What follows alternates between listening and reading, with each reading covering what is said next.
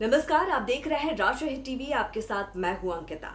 जिस अयोध्या में राम मंदिर बनवाने के आंदोलन की लहर पर सवार होकर बीजेपी केंद्र की सत्ता तक पहुंची, उसी अयोध्या में मंदिर बनवाने के बावजूद बीजेपी को रामलला के प्राण प्रतिष्ठा के ठीक बाद हुए चुनाव में हार नसीब हुई है। सवाल है कि अयोध्या का मुजरिम कौन है? क्या अयोध्या फैजाबाद से बीजेपी उम्मीदवार लल्लू सिंह यादव ने बीजेपी की लुटिया डुबो दी, या फिर बीजेपी अखिलेश यादव की जातीय गोलेबंदी के आगे नतमस्तक हो गई? अयोध्या में बीजेपी को मिली हार से देश भी सकते में है कि ऐसा कैसे हो गया। अयोध्या तो बीजेपी के हिंदुत्व की प्रयोगशाला हुआ करती थी, तो फिर चुनाव कैसे हार गए?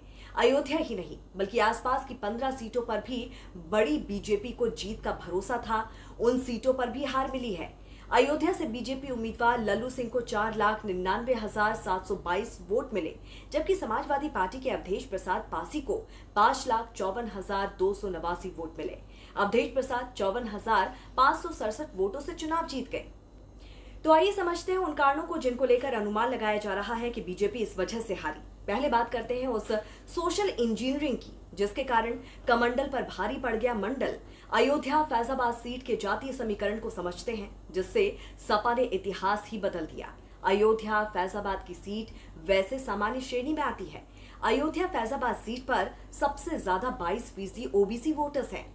ओबीसी वोटर्स में यादव और कुर्मी वोटर की सबसे ज्यादा संख्या है। ओबीसी के बाद दूसरे नंबर पर दलित वोटर्स आते हैं, जिनकी संख्या 21% है।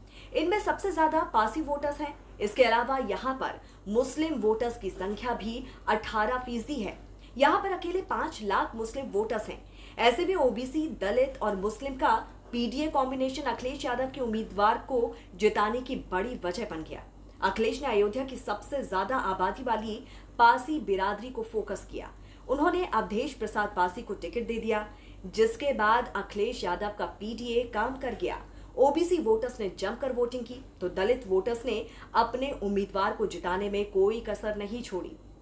तो वही मुसलमानों के एक मुश्त वोट सपा के नाम पर पड़े।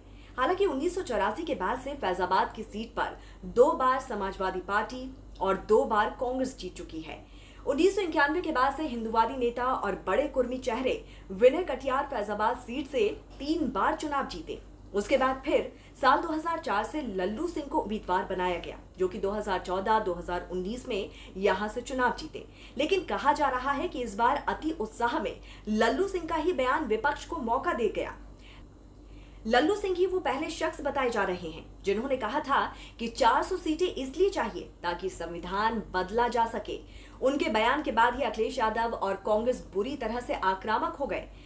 बीजेपी के खिलाफ ये नैरेटिव सेट कर दिया कि बीजेपी 400 सीटें जीतकर संविधान बदल देगी और देश से आरक्षण खत्म कर देगी, जिसके बाद बीजेपी को घूम घूम कर इस पर सफाई देनी पड़ी। लेकिन तीर तो हाथ से निकल ही गया। बीजेपी अयोध्या हार गई, क्योंकि ये भी कहा जा रहा है कि अयोध्या में विकास के नाम पर अधिग्रहण की गई जमीनों और किसानों को लेकर मुआवजा मुद्दा बन चुका है। तो कहा यह भी जा रहा है कि अयोध्या के लोकल बीजेपी कार्यकर्ता सच्चिदानंद पांडे की अनदेखी बीजेपी को भारी पड़ गई। वो चुनाव से 12 दिन पहले बीएसपी में शामिल हो गए और इसका असर नतीजों में देखा जा सकता है। बहरहाल, अयोध्या में प्राण प्रतिष्ठा आयोजन से गांधी परिवार और अखिलेश यादव ने दूरी बनाई थी। बीजेपी ने इसको मुद्दा भी बनाया था, लेकिन उसी अयोध्या में बीजेपी की जगह सपा कांग्रेस को जीत का प्रसाद मिला। जाति गोलेबंदी का राम लहर मुकाबला नहीं कर सकी। तो इस पर आपकी क्या राय है, जरूर हमें बताइए कमेंट करके। जुड़े रहिए राष्ट्रहित टीवी के साथ। नमस्कार।